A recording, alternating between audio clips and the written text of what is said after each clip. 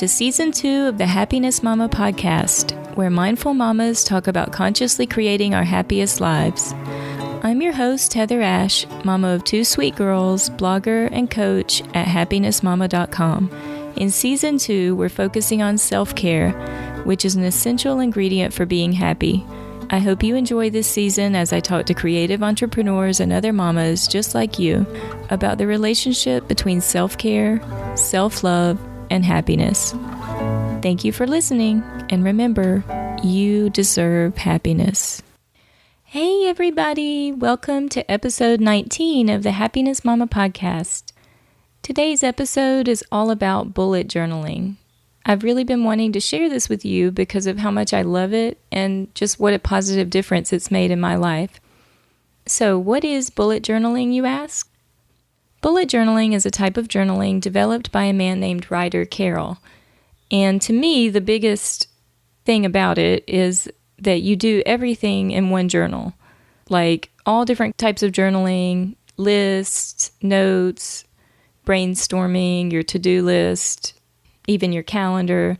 The idea is that you do it all in this one journal, and also you keep a running list of everything that is in your journal at the front. He calls that the index, but really it's like a table of contents since it's at the beginning, but you are creating it as you go, because obviously at the beginning you don't know how many pages you're going to be using for what, and so on.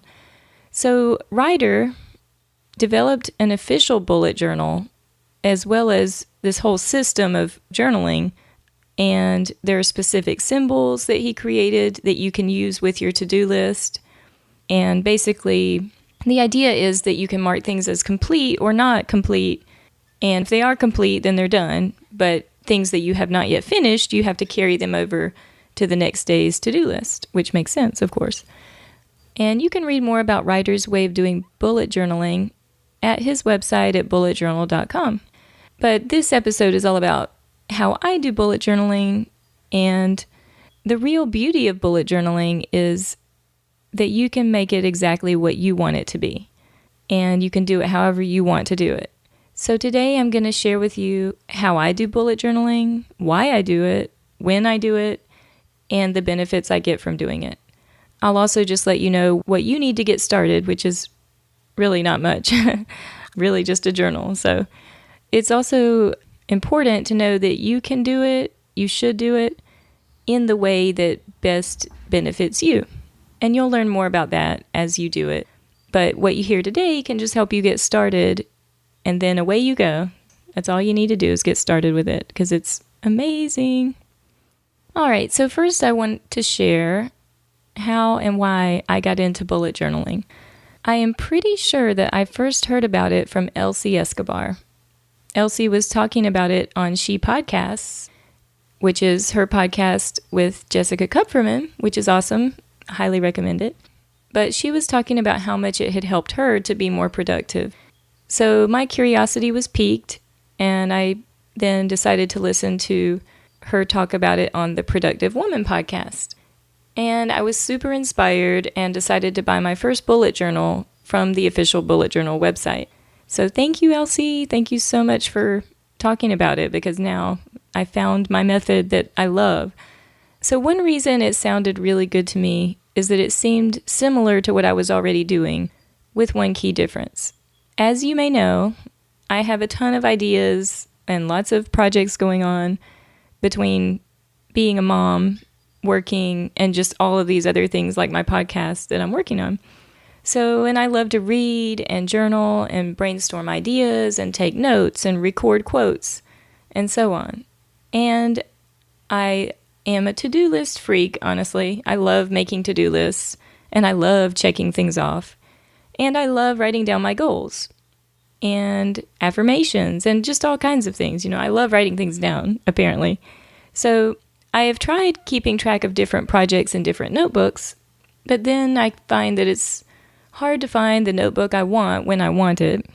And I had started a little while back, I started just, instead of having different notebooks for different projects, just putting everything in one notebook, one college-ruled notebook. And actually, I enjoyed that. I thought it was great, but there was a problem. And that was, the only way to find anything again was to flip through the notebooks, and that is not very effective. So the beautiful thing about bullet journaling, beyond putting everything in one journal, which is something I was already doing, but with bullet journaling, you leave room at the front of your notebook, of your journal, and you record what you're putting in there with page numbers as you go.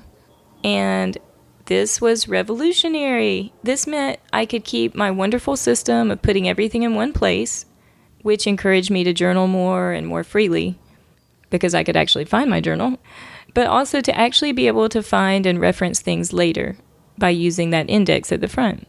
So totally awesome. There is one other part of the journal that really caught my attention when I heard about it.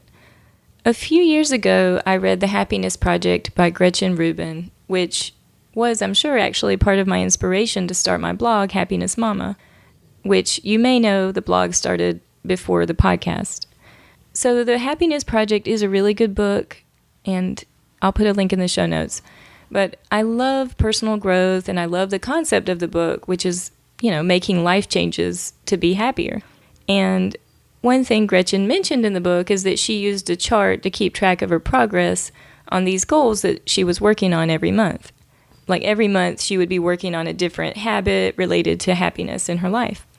And she was actually inspired by Ben Franklin, who kept a chart of his 13 virtues that he wanted to live by, and every day he would track whether or not he achieved his goal.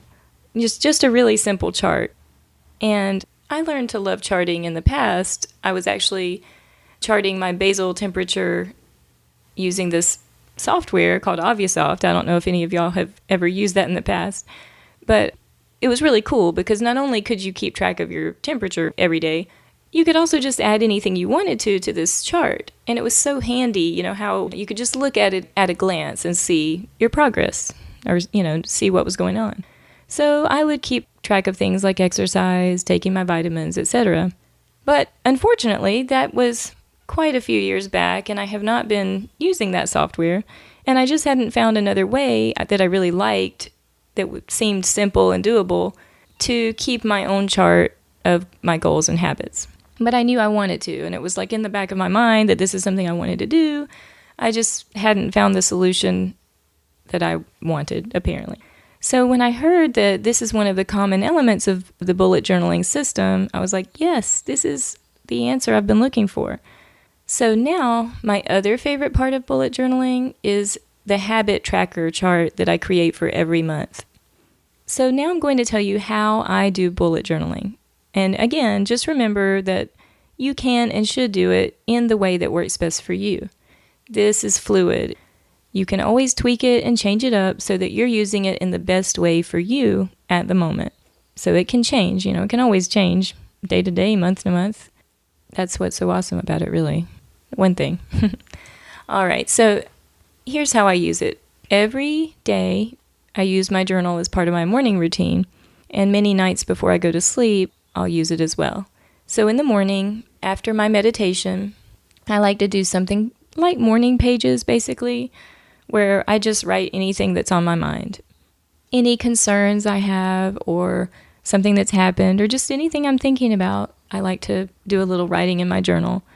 I also like to write down things I'm grateful for, and then I usually pull an oracle card and I journal about whatever message I got from that. After that, I usually write down my important tasks for the day. And recently, I heard about the 5-minute journal from Tim Ferriss, and sometimes I think about those questions as well. This is a really great, short, simple framework for journaling. So what you do for the 5-minute journal is you ask yourself 3 simple questions in the morning and 2 at night. And here they are. I just think they're so good, so I wanted to share them with you. So in the morning, you ask yourself, number 1, what are you grateful for? Number 2, what would make today great? And number 3 is just you write an affirmation, like I am whatever. So, and then in the evening, you write down whatever amazing things that happened today, and then you ask yourself, how could I have made today even better? So it's just 5 simple questions or 5 simple steps. I do this sometimes, but not every day. I love to keep it free. I like to do whatever I want. And sometimes I'll do something for a while and then I'll just switch it up. Something else I do every morning is I look at my habit tracker chart for the month. I go through that day and just check off everything I accomplished the day before. I use this especially for new habits that I'm working on, or newish habits that I'm still solidifying, or things I just really want to see my progress on. Some examples are like eating low carb, exercising, and meditation. Recently, I've started making my bed every day, which I know, I'm a grown woman.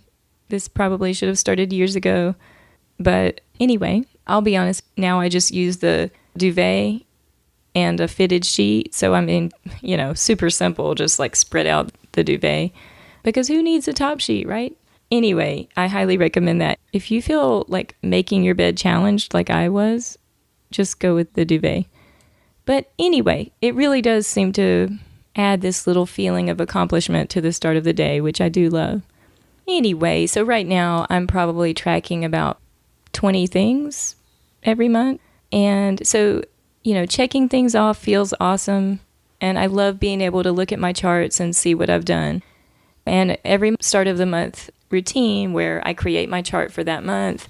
And then I'll also usually look back at the month before, think about what went really well, what didn't go well, and various things like that to do sort of a little monthly review. Okay, something else that makes this type of journaling really good and really effective is that the actual journal is so high quality. The official branded bullet journals are made by a German company called Leuchtturm. I'm pretty sure that's the pronunciation. Basically, it's Leuchtturm, Leuchtturm. So anyway, the paper is really nice quality, not very see-through. The pages open flat. It has nice ribbon markers, 2 of them. Well, the branded one has 3 ribbons, and I've actually just started getting my Leuchtturm journals through Amazon, and they're not bullet journal brand, and they have 2 ribbons instead of 3. And to me, I think that's really the main difference. You can also get your choice of a lot of different colors when you don't go the official route, or you don't go the bullet journal brand route.